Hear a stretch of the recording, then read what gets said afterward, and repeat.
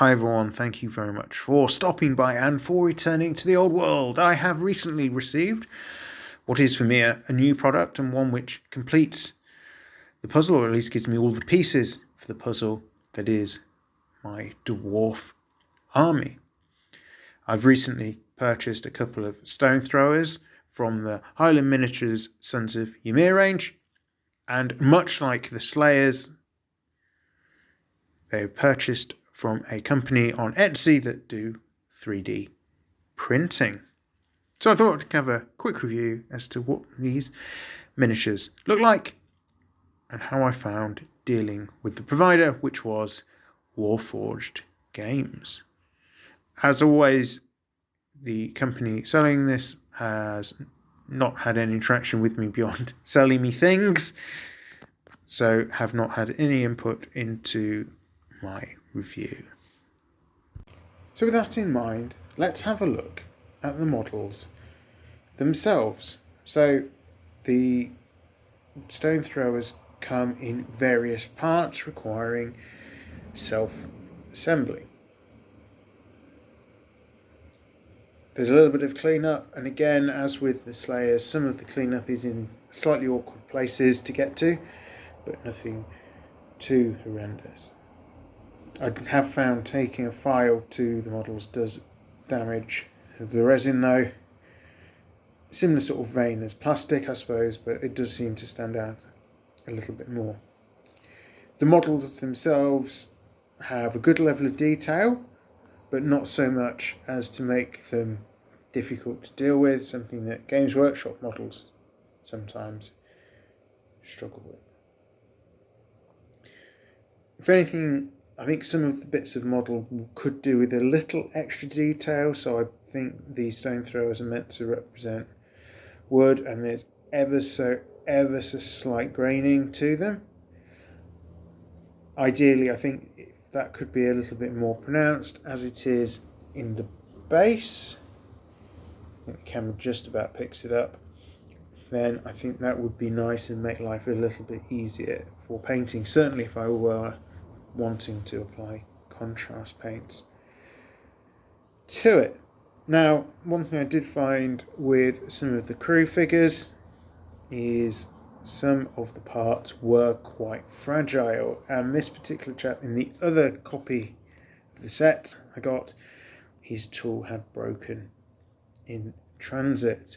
This spear thing can be a little bit warped as well.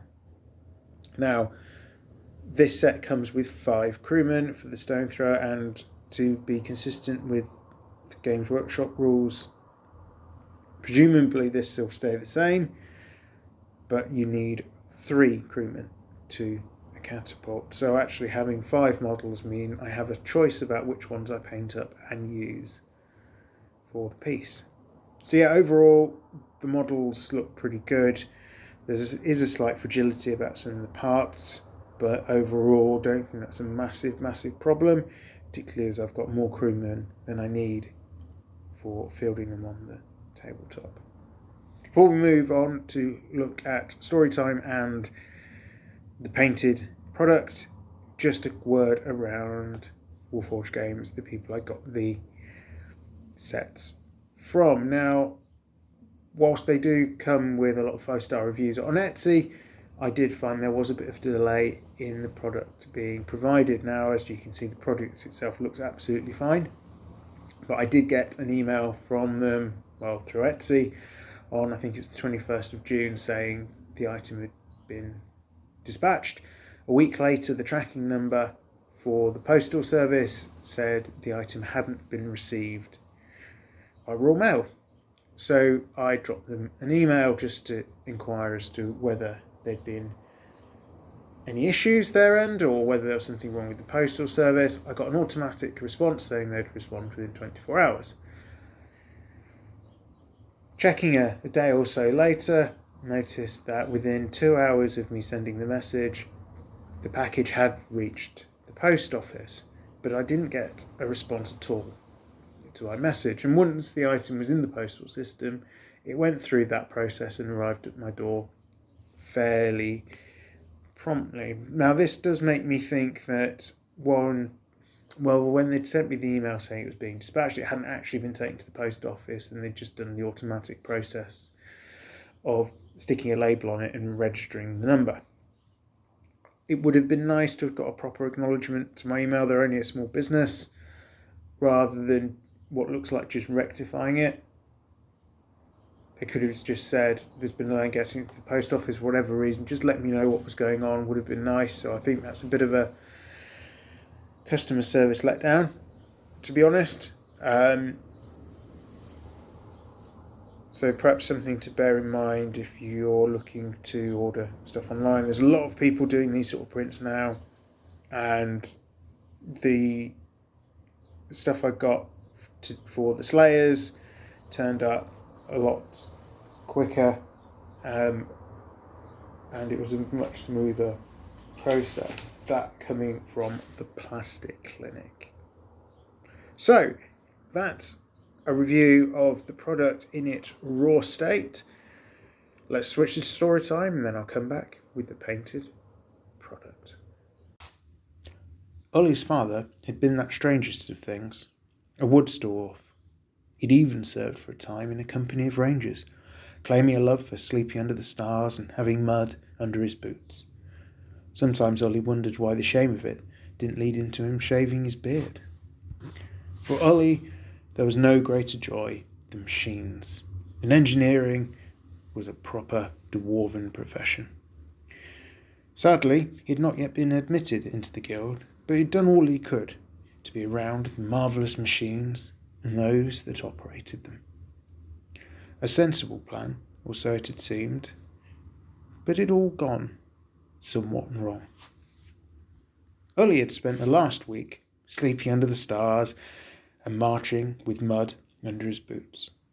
His father would have loved it. Ollie, decidedly less so. At least he had the machines. Ollie was a crew member of one of the Thane's newest machines, a pair of stone throwers. And the last week had been spent training in their use.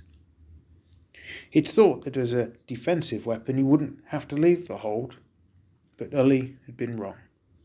The crew had been practicing using their weapons to support an advance over open ground, a manoeuvre inconceivable to Ollie. Still, duty was duty, and he'd taken an oath. So there was little that he could do about it now. And here it is, the final painted product. So overall, the paint went onto this fairly nicely, and it's come up fairly decently. I think I could perhaps have done a bit of a better job of the stone thrower itself, but there you go.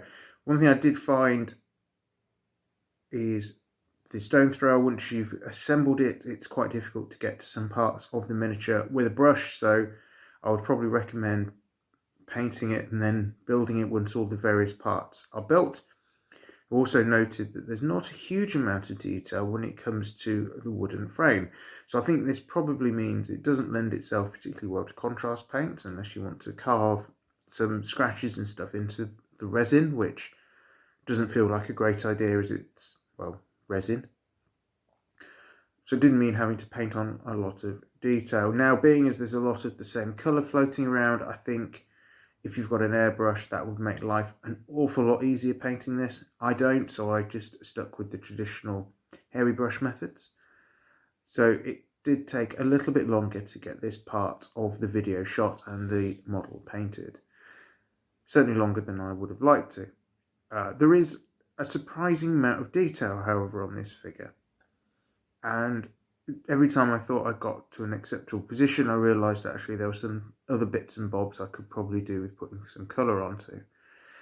And if I was so inclined, I think actually I could have spent quite a number of hours on this piece, really working up all the various bits and bobs. So where I just said there's not loads of details in the frame, by which I mean sort of representing the wood grain, etc., there are enough little bits and pieces to make it a fairly interesting model to paint, if that is your desire.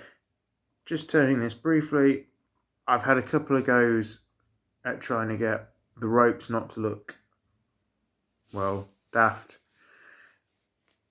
I suspect the answer is perhaps to manipulate the stone in that sling up towards the exposed bit of rope just there. Not 100% sure, but both my models are now built, and well, this one painted, the other one undercoated, so it is what it is for now. But overall, yeah, I think it looks pretty good, and it will fit in quite nicely on the tabletop. As for the crew, I selected 3 models, as you only need 3 crew normally for a Warhammer set. As I mentioned earlier, quite handy because some of the resin parts are a little bit fragile.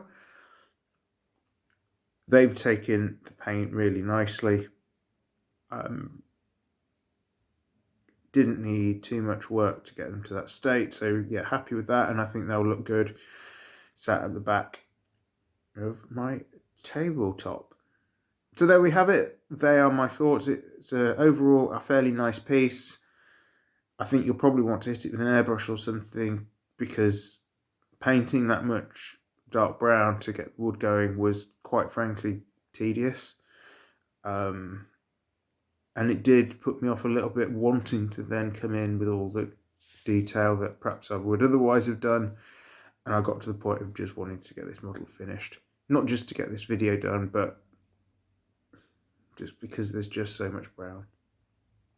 So overall, yeah, thank you very much for listening. Hope you found this review interesting and of use. I'm returned to the old world. Have a great day.